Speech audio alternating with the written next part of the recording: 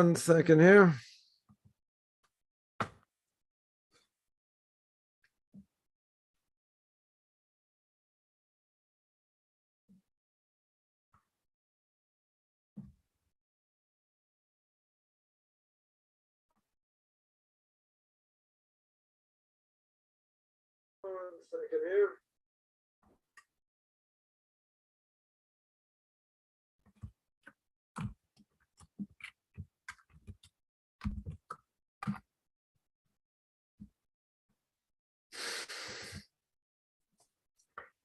Okay.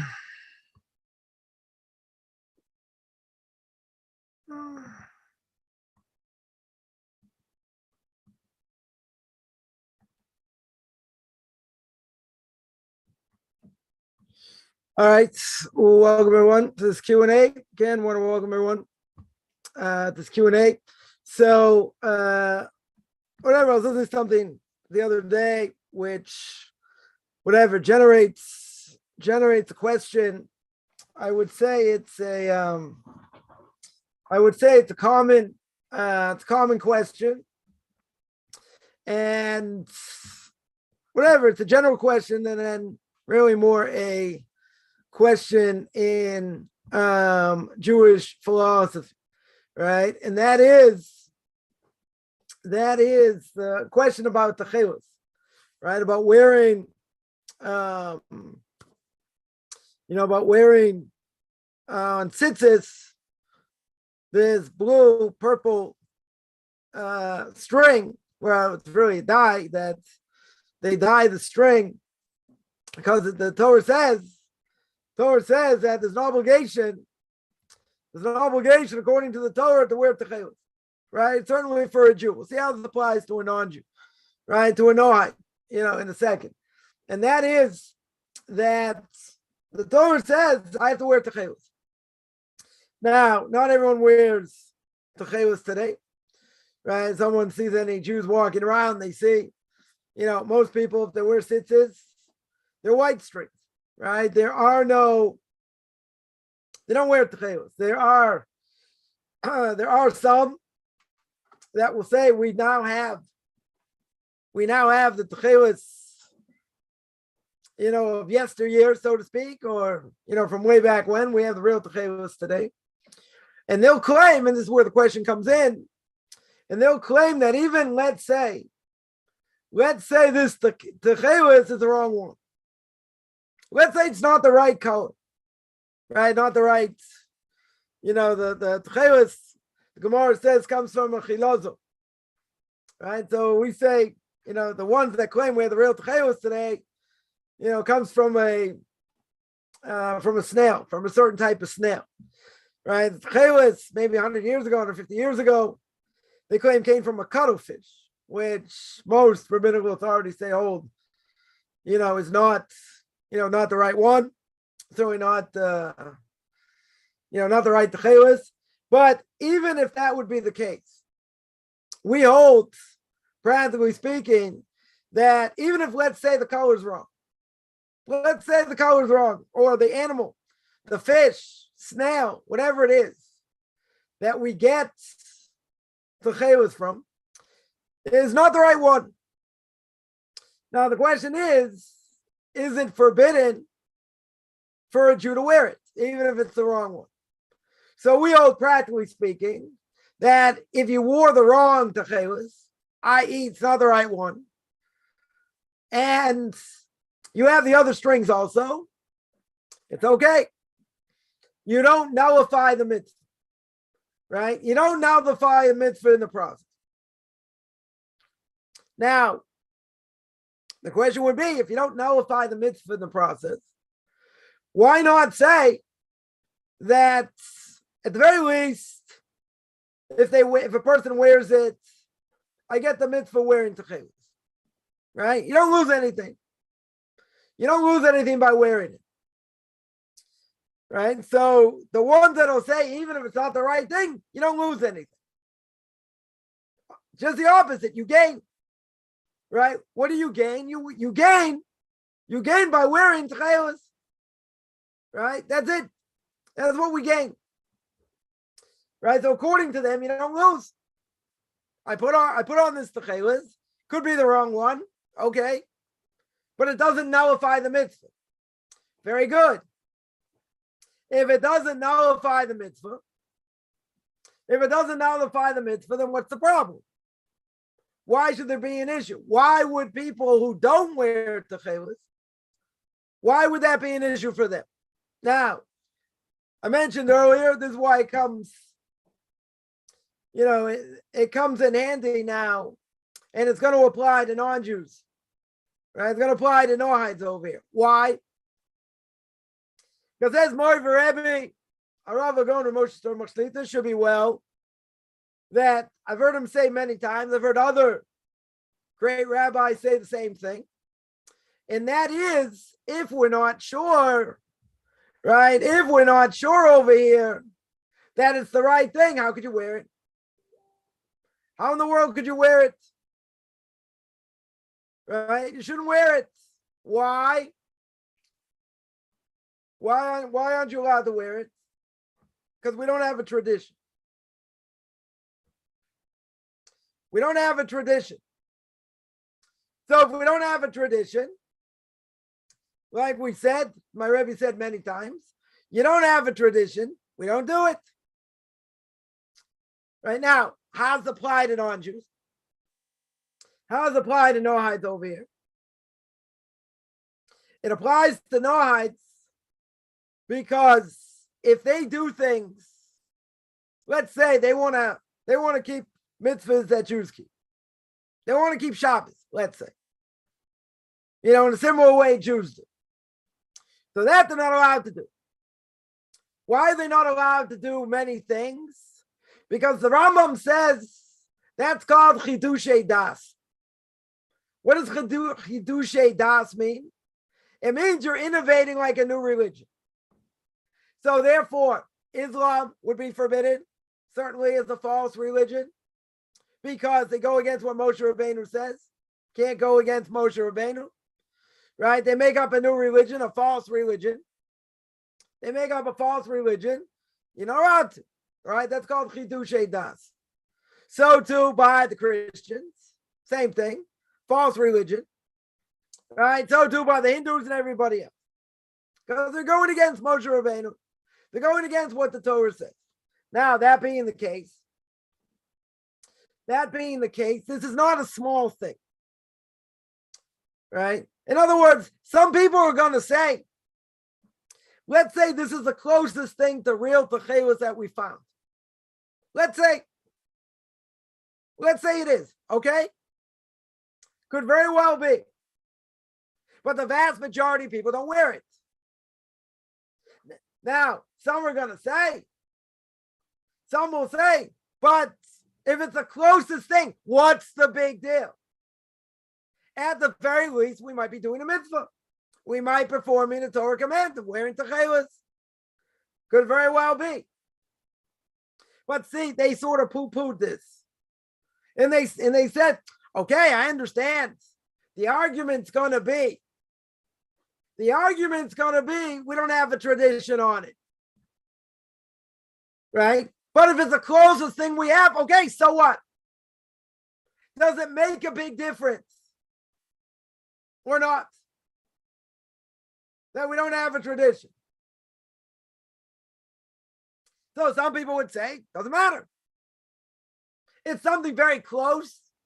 Could very well be very close. No big deal. Right? It's no big deal. And if you do it, you get a mitzvah. You get a mitzvah commanded by the Torah to wear Tekhelet. If you don't do it, you don't lose out.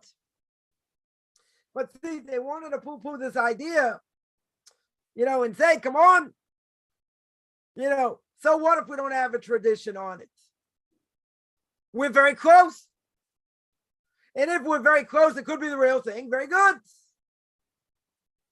So if that's true,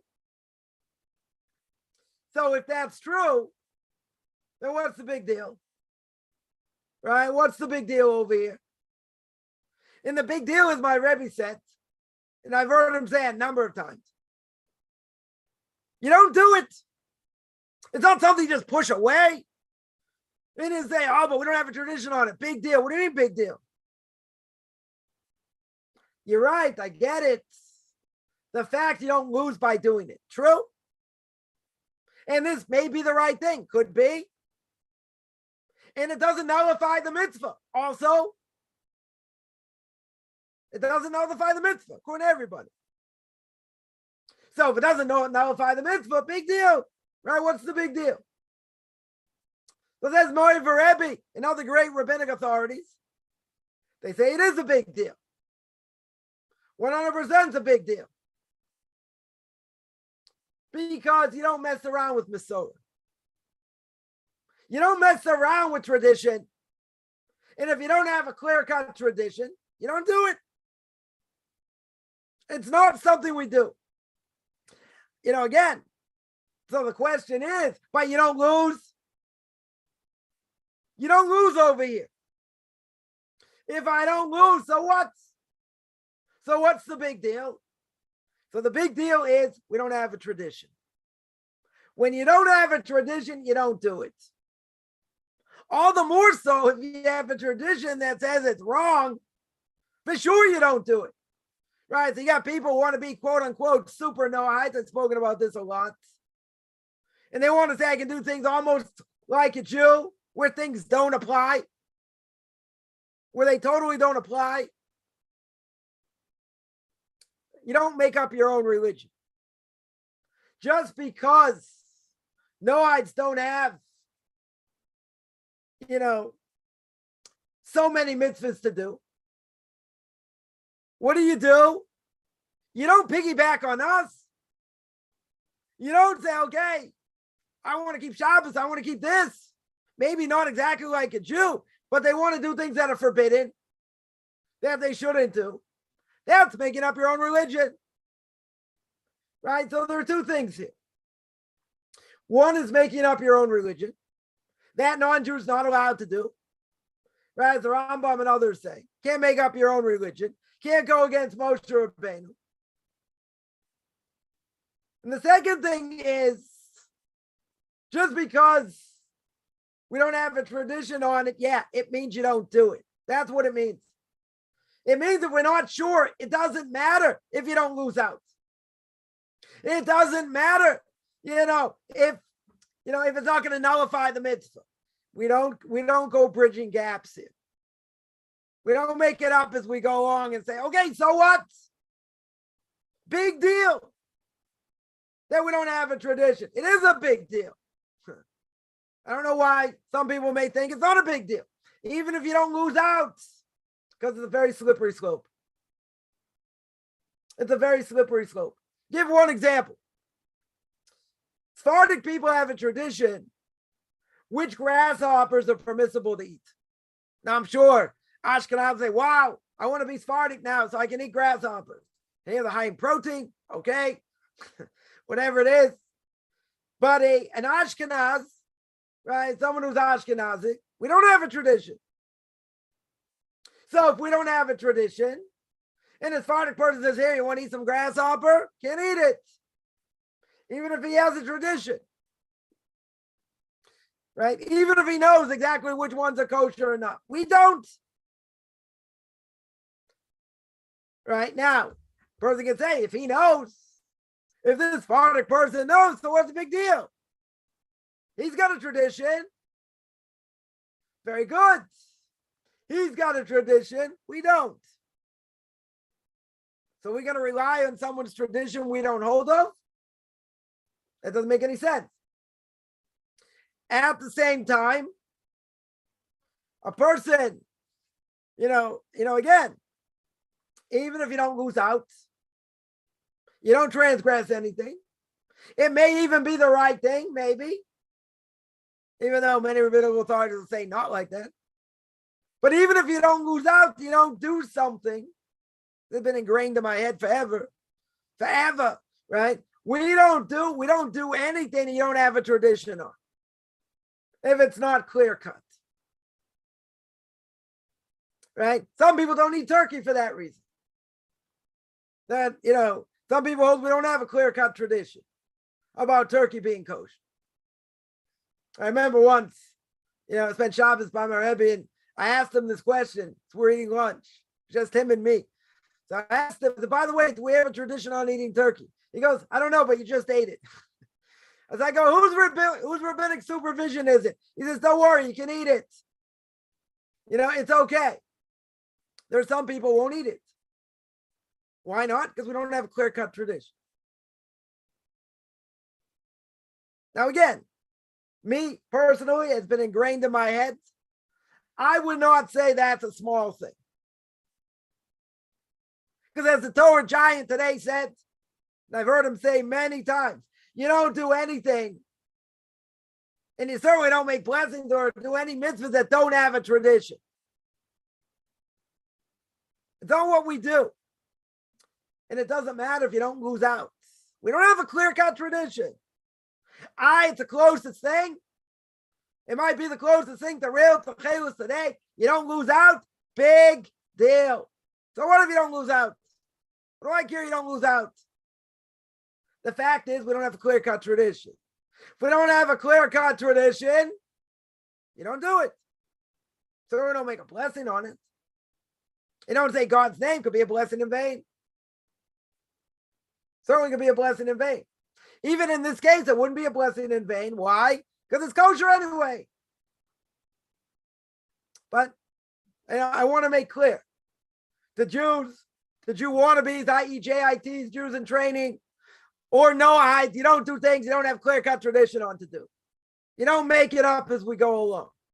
That's not what Judaism is. It's not a free-for-all. Now, so don't say there's only a specific case. We wouldn't say in other cases. Okay. But you don't want to open up a Pandora's box. We don't go saying this, we don't have a tradition, we'll do it anyway. This, it's better, it's stronger, maybe we'll do this, we won't do other things. Where do you draw the line? That's the question. Even if you don't lose out. Even if you don't lose out over here. So someone asked, what about a snail? What about a snail? Isn't a snail trade? Yeah, snail's not kosher, 100%. Right? Now, does that mean even if a snail is not kosher, we can't use the blood of a snail? We can't, we can't squeeze out, a secretion of the snail in order to make this dye. We're allowed to get benefit from it. It's not something that's forbidden to get benefit from. There are certain things I would agree. Right, something not kosher, let's say, you can't get benefit from. Give one example. Milk and meat. Person, let's say they cooked milk and meat.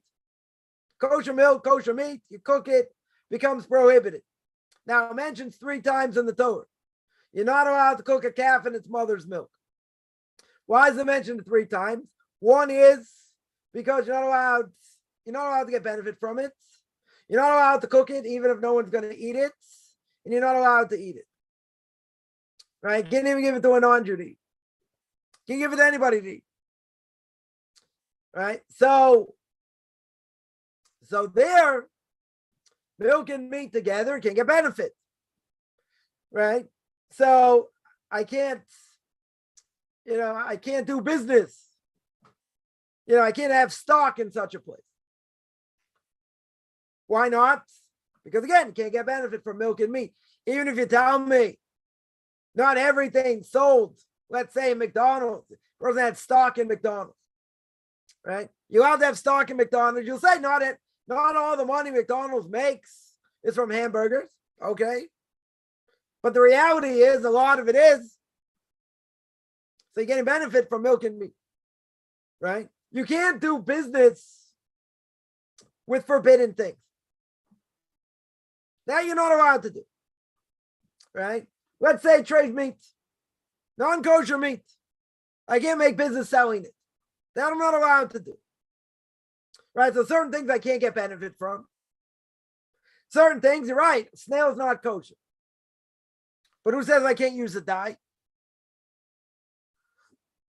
I'm using the dye for the sake of a mitzvah. I'm not eating it. It's being used for a dye. So why can't I use it? If you tell me it's a fish, a lot easier. right? It's a kosher fish, not a problem, right? But this cuttlefish or whatever it was, that 100 years ago or whatever they made Tekhelet from, that everyone agrees is not the right, not the right species for it. Okay, but that being said, even if it's a non-kosher fish, I'm allowed to benefit from. It's not a forbidden mixture of milk and meat. That's not a problem, right? Totally not a problem, right? What's the issue? The issue is doing business with something that's forbidden, right? Doing business with milk and meat, doing business in general with non-kosher food. That you can't do. That 100% you can't do. Even for non-Jews, right? In other words, even if you're going to give it to non-Jews and no Jews, still forbidden. Can't do business with it, right? A non-Jew doesn't have this prohibition. So let's say non-Jew does deliveries, right? He's going to deliver non-kosher food, not a problem. Can he deliver non-kosher food to a Jew? Oh, that's a problem. That's an issue. That 100% is an issue. Why is it an issue? Because even a non-Jew has a prohibition of not putting the stumbling block in front of someone. So for a Jew, you can't give him kosher food, non-kosher food. Question would be, what if they just deliver at the door and they run away and they leave, they speed off? Could they do that? This is a big question. This is a very big question. What are you allowed to do in such a thing? There'd be a question also. Someone asked the question. They're at a ball game. Forget about what they're doing at a ball game, but they're at a ball game. Someone orders food. The person that orders food is a Jew, not kosher, right? You're in line to pass it down. What do you do? Got a problem. Can't give it to him directly. That's putting a stumbling block in front. That you can't do. Let's say like this. What about, a secular Jew comes to your house, right? Comes to your house. We'll say it's a Jewish house. You got kosher food. He's not going to make a blessing. Are you allowed to give it to him? Someone comes, let's say, a secular plumber comes in, and he won't make a blessing. Let's say. He says, I want a drink of water. You allowed to give it to him? Putting a stumbling block in front of him. But you tell me if I don't give it to him, he's going to hate Judaism more. So comes along with Shlomo Zalman Auerbach of blessed memory, one of the Torah giants of the last generation. And he said, you're allowed to give it to him. Why? Well, he'll hate Judaism more. But if you can, don't give it directly in their hand. Put it in front of them, they take it, that's their problem. You shouldn't give it directly in their hand. Now, if you did, you did. Right? But it's certainly better not. Secular Jew, right? Same thing. Right? Same thing across the board. Now, there would be a question, what about, a secular Jew comes to a non-Jew? And he wants to eat there. Is a non-Jew allowed to serve him non-kosher food? No. Put in a stumbling block. That'd be forbidden. 100% should be forbidden. Putting a stumbling block in front of someone applies to a non-Jew. Doesn't just apply to a Jew. So this is a big thing over here.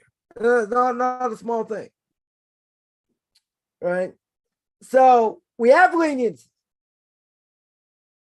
You can feed somebody, a Jew, give food, drink to a secular Jew. Better not to give it directly in their hand. But if you did, you did. But you should give them. You can ask them, do you mind making a blessing? Whatever, you could do that. What's the worst thing you can say? I'm not going to make a blessing. Okay. Some people are not that hostile. They may do it. So better that. But if not, okay. You can give it to them as well. It just shouldn't be direct to their hand. If you give it direct to their hand, okay. Right? You got to try and get, sort of get around the problem, if possible. A Jew again comes to a non-Jew. Non-Jew shouldn't serve them. Shouldn't serve them non-kosher food. Now, if neither of them care, okay, right? But that's considered putting someone block. Yeah, I'm not going through all the details. A lot of details, right, in this question, right? But the point is, even if it comes from a snail, and they get this dye from a snail, and you're allowed to do it. Certainly for the sake of a mitzvah. There's only certain things, you wouldn't be allowed to do. Let's say, a person's dying. And if a person's dying, the only thing to save them is idolatry. Let's say something in idolatry is going to save their life. That you can't do. That because of the strictness of idolatry, you can't do. But let's say someone has an ulcer. And if they don't eat, it's going to put them in danger. And the only thing they have around them is something non-kosher. They're allowed to eat it. Save their life. Why? Because it's not something forbidden, right? It's not something forbidden in the sense of getting benefit from. If it be something forbidden to get benefit from, idolatry is one of them, right? Mixing milk and meat, another. So certain things you couldn't use, okay? There's certain things you can't use, but other things should be okay. In a situation where you have no choice, right? I don't want anyone quoting me saying, "Oh, see, you can eat treif, you can eat non-kosher." Not what I said. Totally not what I said. We said, person, got an ulcer, or a person had nothing else to eat, and they're starving, right? You can eat non-kosher to save your life. But certain things you can't do even for that. So again, it depends what it is.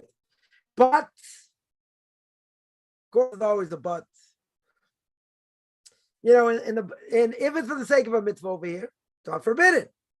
Because it's not something forbidden to get benefit from. So this dye you're making from the snail is okay. Not an issue. Right? That would answer that question. All right, there are a number of questions here. Somebody asks, so what do you do on Shabbos? One second. What can you do on Shabbos? What are you allowed to do if you live in a community but haven't converted yet? So you keep Shabbos like a Jew. 100% you can keep, again, it depends where you're holding the process, but, let's say a person lives too far from synagogue. Could you drive? You could drive. No problem to drive unless the rabbi doesn't want you driving, to synagogue or whatever, right? But you could drive in theory. I mean, before conversion, obviously, you'd have to move closer, right? Within walking distance. But you certainly could drive. But on Shabbos itself, you can't keep Shabbos 100% like a Jew. That non-Jew is liable for death penalty. So therefore, a non-Jew would have to do something to break Shabbos on purpose. That you can do. Right? You can keep other aspects of Shabbos. You can make kiddush. You have your meals. You learn. You don't do any forbidden categories. Right? Any of the 39 forbidden categories. But I am allowed, and I'm obligated, let's say better, a non-Jew is obligated to break Shabbos. You have to break Shabbos on purpose to show you're not keeping it like a Jew. Start your car, light a match, something. You got to do something on purpose. Can't be just by accident. You can't say, well, I probably transgressed 1,000 things anyway because I don't really know what I'm doing. That doesn't matter. That's not good enough. You have to do something on purpose. On purpose means methodically, I'm doing this to break Shabbos to show I'm not keeping it like a Jew. But, everything else I'm allowed to keep as a Jew, right? A non-Jew will be allowed to keep whatever they're obligated to keep in the laws of Shabbos like a Jew, except they have to break Shabbos. They have to break Shabbos on purpose. Somebody asked, so Jews should only eat foods native to the Middle East. I don't know about that. Why native to the Middle East? Fruits and vegetables, you can eat anywhere, it doesn't matter. I remember where they grow. As long as it's not a problem with bugs, right? Something's totally infested, you shouldn't eat. Strawberries, let's say, being one of them. Figs, strawberries very hard to check, probably impossible to check. Figs, there is a way to check, but whatever, it's complicated. No, it's certainly not worth it. So if it wouldn't be an issue of that, so you can eat, all those things. Chicken, no matter where they're from, necessarily. There was a whole question a couple of years back about a certain species of chicken called the brakel chicken. Right? Some rabbinical authorities said it was okay. Others said it was forbidden because we don't have clear-cut traditions. Also a good example. Right? So even in places, my Rebbe said, even in places where they had this chicken, he went to check and see if the Orthodox Jews ate it. If they ate it, very good. Then you see, we have a tradition. And if they didn't eat it, so we shouldn't eat it. We shouldn't bring it in. There was no question about bringing it into Israel, bringing these chickens into Israel, which they were going to do. So they had a whole question whether they're allowed to eat it. But, others say it's got all the same characteristics of a chicken. Looks like a chicken, walks like a chicken, does everything else like a chicken, so why should it be forbidden? Right? So others said it's okay. Right? So there was a difference of opinion.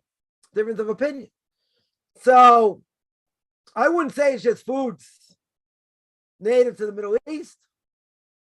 As long as the ingredients are kosher, or if it's a bird or something like that, and we have a tradition, not a problem.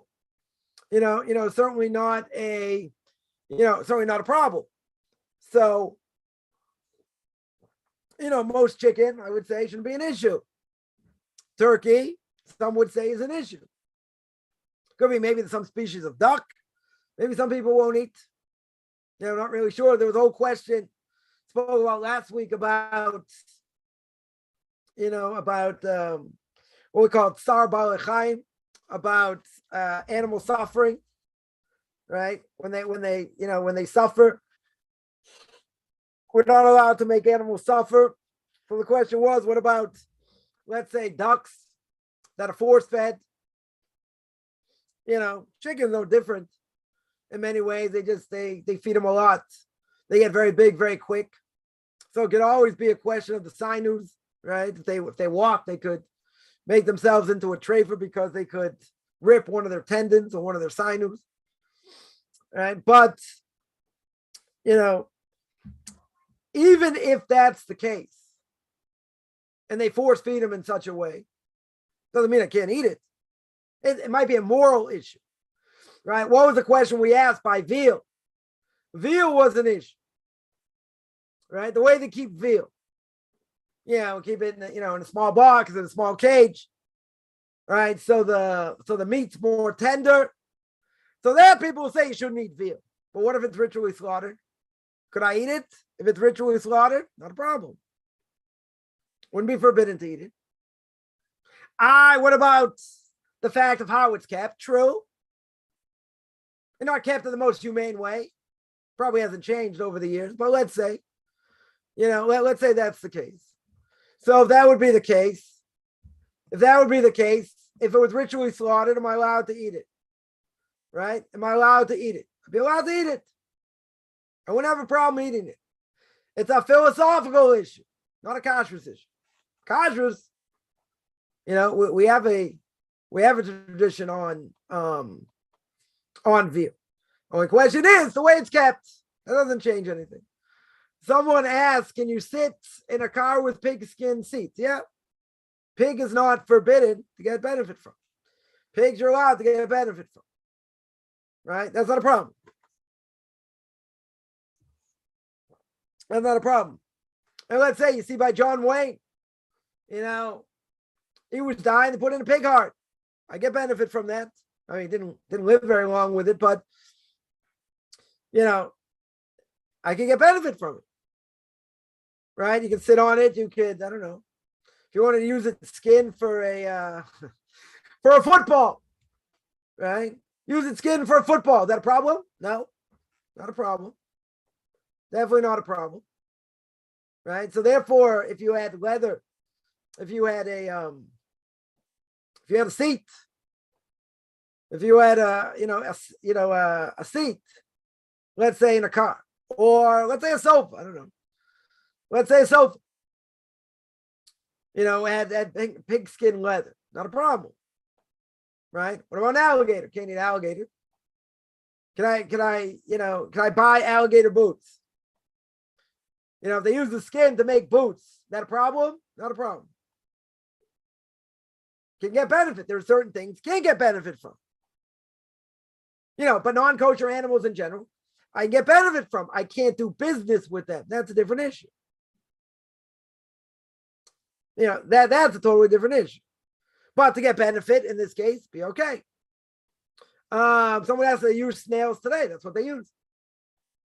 They use a certain type of it's called the mercurus something, or I forget what it's called. Trunculus mercurus. I don't know. I forget what it's called. Certain type of snail. Right? That's what they use. That's what they use for Tekhelet. Right? So therefore, that's what they use. So someone says, "Wow, didn't they disappear?" That's one of the problems that Rashi says it comes up once in 70 years. Right? The snail's not very common. Right? So the other side has their answer for that. How they find these snails in abundance and whatever. How that answers up for Rashi and others who hold that that this Tekhelet, that this chilazo, whatever it is, only came up once in 70 years. So it's very rare. Right? It's very rare. The snail that they're using is not so, it's not rare. Right? So that is a question on that, but I'm sure the other side has their answers for that. Someone asked, can a Jew know I'd use horse oil? Why? What's the problem? A horse, yeah, kill a horse, try and make it into glue. Can I use the glue? Sure. Not a problem. No offense to any horse lovers, right? Non-kosher animals I'm allowed to derive benefit from. Right? So you make it into oil, I can derive benefit from it. Doing business with something that's forbidden, that's a different issue. Right? But to get benefit, it's not a problem. There's a difference, let's make clear. There's a difference of getting benefit from something and doing business with it. Big difference. Right? So, if a person want to use pig ears for, I don't know, whatever, you make it into an ashtray. You want to use it as an ashtray. Can you do that? What's the problem? Could I do business with pigs doing that? That's a different issue. That's a different issue. Getting benefit from it, one issue. Doing business with it, different issue. Totally different issue. Well, someone asked, the Muslim says a blessing over shellfish. That's a good question. Right? Forget a Muslim. Can a Jew make a blessing over trace? No. I've been learning to make blessings, not keeping kosher yet. Right? Come on. It's something that's disgusting in God's eyes. God says don't eat it. Okay, you're not holding there. You ate it, you made a blessing. Problem. You don't make a blessing on something that's forbidden. We don't do that. Now, the question is there a blessing in vain by a non-Jew? Right? So, there is such a thing. Right? One of the Torah prohibitions to the 10 Commandments is don't take God's name in vain. So, yeah, that could be a problem. That could definitely be a problem. Forget about shellfish. They don't have to keep kosher.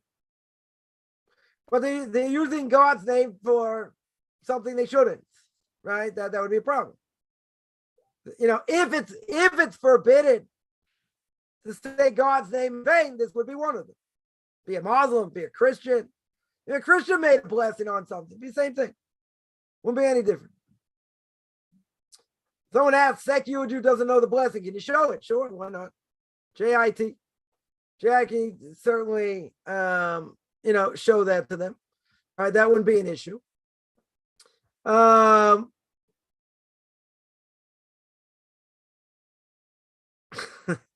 Someone asks, is there is there an article somewhere written that can deflate the idea that God of Israel is similar to the Canaanite Hagar kill, sky gun?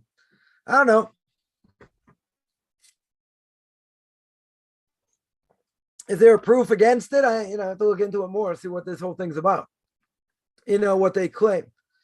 Is it bowing down to a God that's not our God? That's idolatry. Right, 100%.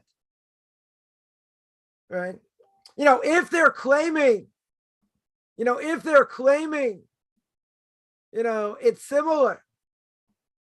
similar, or etc.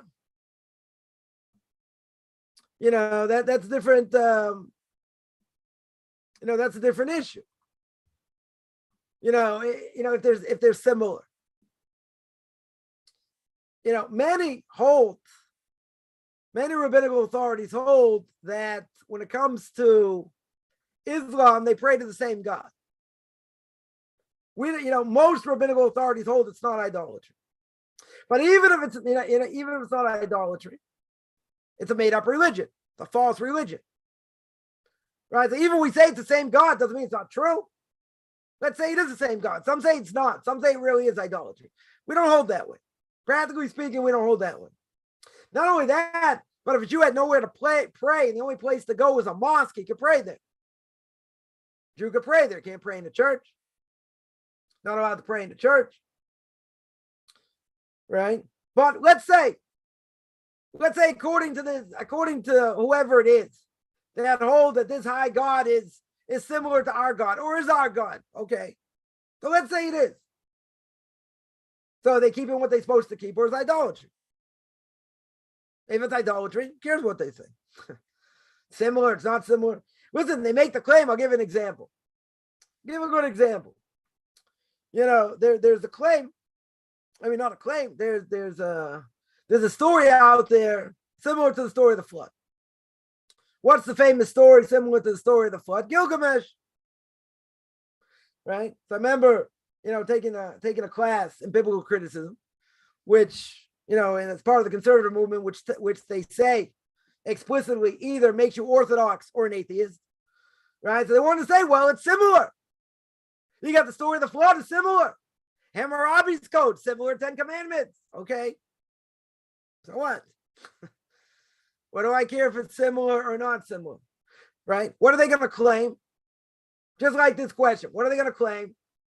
They're going to claim we're the ones copied them. That's going to be the claim. And if it's dated earlier, let's say by their dating system, which is totally corrupt, not the topic for now, but their whole dating system is corrupt. So even if we say what they're claiming happened, 1,000 years before, 500 years before, a million years before, whatever the case is, you're going to say, see, Judaism took from them. Their dating system's corrupt. But even if you don't want to come on to that. Because you have to remember when they claim that the world's 1 billion years old, right? They're claiming from the layers of the trees and whatever. Right? But you have to remember, it's called carbon dating. They can only go according to this, how long carbon's been in the atmosphere. It's been in the world. Well, guess how many years carbon's been in the world? That's been 1 billion years. Been like 5,700 something years. Right? It's also misleading. Totally misleading. Right? So so again, back to this case. Even if it's similar, okay? So what? So let's say it's similar. This God, our God, is similar to that God. What they're claiming is God. Is that any different than the Muslims praying to Allah? Same thing. So let's say they're praying the same one. Let's say. But if they're idolatrous, what do I care? What do I care? And the Muslims themselves, even if they're the closest thing to a monotheistic religion, okay, so what? They're making up their own religion. It's a made-up religion. If it's a made-up religion, Rambam says, false. It's man-made. Totally man-made. Someone asked peacock and guinea fowl. I think guinea fowl is a question. I think it's a question whether we have a tradition on it. I think there are those out there that say we do. That say you could eat it. But I don't know if everyone agrees. I don't know if everyone agrees to that.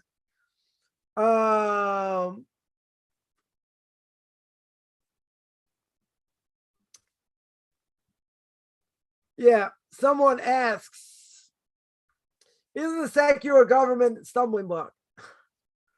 What about the Israeli government? Government that hates Torah, tries to do whatever they can to uproot Torah. It could also be a stumbling block. I still have to keep Torah mitzvahs, right? I have to keep the law of the land, and we've spoken about that. Right? You got to keep the law of the land. What if it comes against Torah? So that's a big topic. That's a very big topic. Right? But I can't desecrate Torah. And you see what happened in the former Soviet Union? Jews would, at the risk of going to Siberia, give circumcision to their kids. You see how far people would go? But secular government, it has to be something specific. In other words, someone is causing you to do something illegal against the Torah, to go do something against what God says. Now, they could make laws, make life difficult for us. True. Israeli government is very good at that. Making life more difficult, 100%.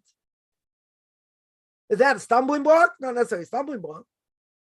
I mean, a stumbling block is something very specific. You take someone who took on the Nazarite vow, which no one should ever do, because you can never get out of it. Because we don't have a temple in Jerusalem, so you can't make sacrifices. You can't give sacrifices. So if someone became a Nazarite, you can't put a bottle of wine in front of them.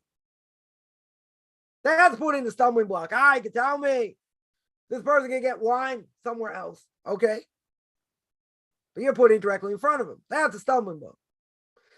If secular government makes laws that make life difficult for us, okay. Is that necessarily a stumbling block? Depends. Right? It's got to be something specific that's going to cause us to, do something wrong, go against Torah. Otherwise, it might make life difficult. But it could be. Could be in certain ways, maybe it is. I'm thinking specifically, strict definition. Someone who can't drink wine, you put wine in front of them. That's putting a stumbling block. Giving someone directions the wrong way, even if you're not sure. Also putting a stumbling block. But if they make it decree, is that putting a direct stumbling block in front of a person? Could be. Could very well be. Someone asked, they met a woman, Jewish woman, knows nothing, married to a non-Jew. Unfortunately, the way of the world. Very common today. Can I have them over for Shabbos and Torah study? You could. Shabbos is going to be a problem only because the Jew can't drive on Shabbos. You got to invite them to stay for Shabbos. Right? Non-Jew doesn't have a problem. Right? The Jews got the issue. Right? Jews got the issue. Now, for the sake of trying to draw someone close, if they're interested in being drawn close and they're going to drive anyway, you at least have to offer them the opportunity to stay over. And if they decide not to, okay, it's their choice. Right? That's the leniency.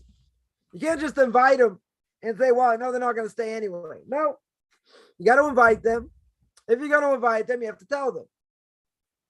You have to tell them, you want them to stay. If they choose not to stay, okay? There is a leniency for such a thing. If the non-Jew drives, even better. Right? But, you can invite them, it's not a problem. Inviting them for a festival, different issue. You can't even invite a non-Jew for a festival. Even if all the food is cooked. Shabbos is a different issue because all the food is cooked. So if all the food is cooked, I don't have an issue. I don't have an issue. With that. But that's only by Shabbos, not by a festival. Can the Jew or Noahide use the oil of non-kosher animal, i.e. that I mentioned? Someone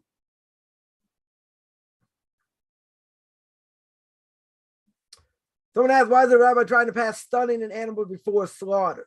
So that was a question I went through last week. Because ritual slaughter, let's say in Switzerland, many years ago, I think it's still forbidden. Ritual slaughter was forbidden. Right? They won't allow ritual slaughter. So the question was, They would allow ritual slaughter if you stun the animal first. Now, is that the best way to do things? No. But they're claiming ritual slaughter is inhumane. So therefore, in Switzerland, they'll say, fine, you want to do ritual slaughter, do it after you stun the animal. And we said, what's the problem with stunning the animal? That even if you don't kill it, you may make it into a treifa. There are 18 different things that can render an animal non-kosher. That means it's not going to live for a year, right? You give it enough juice, you could fry its brain. That make it into a treifa. Or you could fry one of the organs, and that was one of the things they saw. Even if they gave the animal a little bit of juice, they saw some of the organs got fried. Main organs. That's a problem. So this rabbi wasn't saying, wow, that's the best way to do it. He didn't say that. He said, is it permissible to do it? That's the option. That was the only option. You want a ritual slaughter? Okay, but you got to electrocute it first. You got to give it some juice. Now, why is that considered cruel? Right? Take this animal and give it a little bit of juice and fry it a little bit. That's not cruel. And what we do is cruel. Come on. You got a knife so sharp, razor sharp. It hits the trachea, in the windpipe at the same time, animal dies straight away. Split second. You want to tell me frying it is better? So it wasn't a question whether we should, whether it's a good thing to do or not a good thing to do. The question is, that's the only opportunity. We want to have ritual slaughter in this country. So how are they going to allow it? They're only going to allow what the government says, and they're going to enforce this. You have to electrocute it first. You don't kill it, you stun it. You got to stun it. So this great rabbi, the Sri Desh, wrote a whole response of pages and pages whether you're allowed to do such a thing. And it comes out, he said you shouldn't do it. He forbade it. Because even if you give it a certain amount of electricity, you don't know what it does on the inside. And it could fry one of the organs. And when it fries one of the organs, it's over. Totally over. Makes it into a treifa. Right? But if it wouldn't, let's say it wouldn't, and 100% of the time you stunned it a little bit, doesn't do any damage on the inside, you'd be allowed to. You'd be allowed to because you're not damaging the animal in such a way. Right? You're not making it into a treifa. So therefore, the ritual slaughter come in right afterwards, slaughter the animal. You check the inside, everything's good, not a problem. Now, is that ideal? Not ideal. Certainly not ideal. But if that's the only choice, and they tell you, well, we'll allow you to do that or nothing. So what do? Going to want to eat meat? Right? You want to eat meat over here, so that's your choice. Otherwise, you have to import it. So the whole question was, okay, maybe it's permitted. Maybe you're allowed to stun it first. Maybe. Anyway, 3 days said no, not allowed to. Can a Noahide have more than one wife? No. All right, it's forbidden. Polygamy forbidden, even for a Noahide.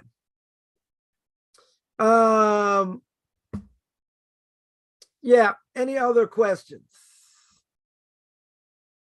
Somebody asks, it's really difficult to understand Rashi's commentaries, contradictory verses of the prophets.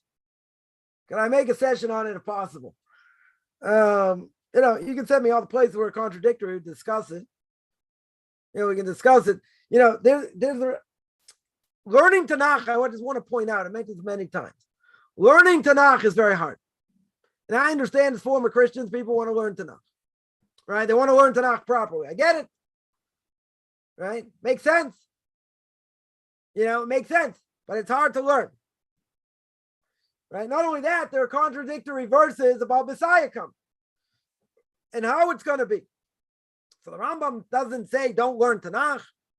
The Rambam says don't try and figure out when the Messiah is going to come. You make a mistake, you become a heretic. If you see the Messiah didn't come, it's all false. Learning Tanakh, it's complicated. I would agree.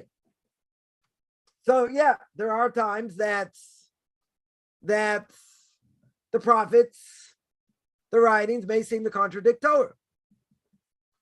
That's why there's a call not to learn Tanakh unless you have a certain level of knowledge. For exactly that reason. Because the person might say, look, this contradicts. Okay, so you have to know how to learn. You have to know what's going on. So it could be, yeah, maybe Rashi does. You have to see if they're real contradictions or not. You have to see what the cases are. And see what's going on. Maybe there are contradictions, maybe they're not. Or if there are contradictions, it's got to be a way to answer. Sure, there are commentaries that have answers. Right? It's, why it contradicts. Or why it seems to contradict. And sometimes the question's better than the answer. Even if we say, well, yeah, it does contradict this and that, true. Right? Sometimes the answer just doesn't butter the biscuit, as we would say. Sometimes the answer, is a little bit forced. Right? So, yeah. If you have specific cases, specific verses, so, send them to me. We'll take a look. We'll take a look. But again, you have to realize when you're going to learn Tanakh now, you're learning it from scratch. You can't learn it with all the biases you had before, right? You got to learn it from scratch. Don't ask the secular government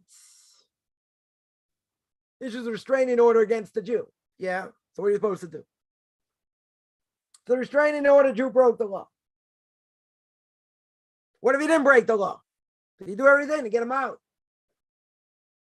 Hire lawyers, other things. Is that a stumbling block? That's illegal if it's illegal. Not a question of a stumbling block. It's illegal to do something like that if it's illegal. So what would happen if they do that? What are you going to do? Break them out? Let's say it's false charges, trumped up charges. It's been happening to Jews throughout the millennium. So what should Jews do? Go break in and break them out? What should they do? So you got to go through the process.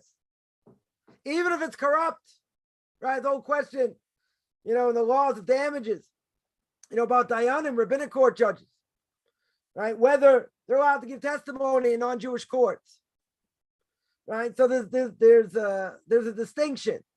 Does non-Jewish court, do they take bribes? And if the judges take bribes, then it could be whatever you say is not going to help. Question is if they'll accept your testimony, even if they take bribes or not. But if someone gets caught, let's say, and it's not their fault, it's totally not their fault. So you got to fight. How are you going to fight the system otherwise? Right? They got a restraining order. They put the person behind bars. Put them in detention center. We're going to do break them out. Let's say I agree. It's illegal what they did. Totally forbidden what they did. Let's say. So now what? You have to go through the proper channels. You can't just say, wow, it goes against our laws. That's true. And it's happened throughout the millennium, also true. So even if it is true, so you have to go through the proper channels, get them out. We're going to have give an example. We're going to have with Jonathan Pollard. He spied. He admitted he spied.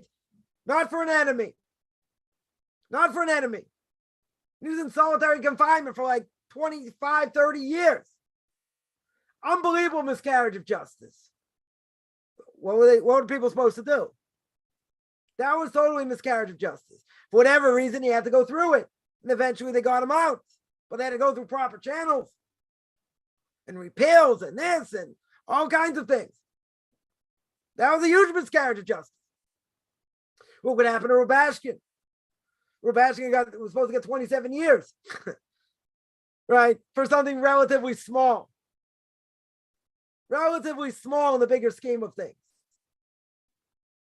And they fought it. It took years to get him out. Right? That's not a stumbling block. That's just evil. That's just totally evil. So what do you do in such a case? You fight it as much as you can fight it. That's what you do. That's not a stumbling block. That's just wrong. Right? In cases where it's wrong. Now, again, it could be what Rubashkin did. Certain things, okay, maybe he didn't do 100% right, let's say. He didn't deserve what he got. First offense, 27 years, that's insane. Pollard, the same thing. Solitary confinement for so many years. They fought it. There's nothing else. What else are they going to do? They can't do anything about it. You're right. So they make a restraining order. They put him in jail illegally. Right? He didn't deserve what he got, but guess what? That's what he got. So they had to fight it. So that's the only way to do it. You got to fight it. What else can you do? Go in there and break him out? You can't do that. Goes against the law of the land. What they did was wrong. Good. What they did was wrong. Takes time to go through the process. It took a lot of time. Right? You have no other choice.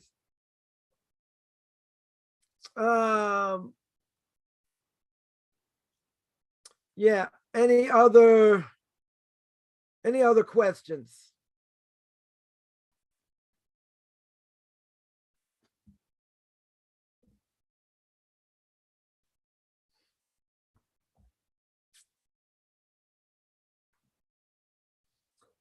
All right, I'm going to stop here. I do this every Tuesday and Thursday, 10 o'clock Eastern time, 5 o'clock Israel time. Anyone has any questions, find me on Facebook at Rabbi Chaim Coffman or Beyond Orthodox Conversion Judaism. You can send me an email, rabbichaimcoffman@gmail.com, RABBICHAIMCOFFMAN @gmail.com. Wishing everyone a good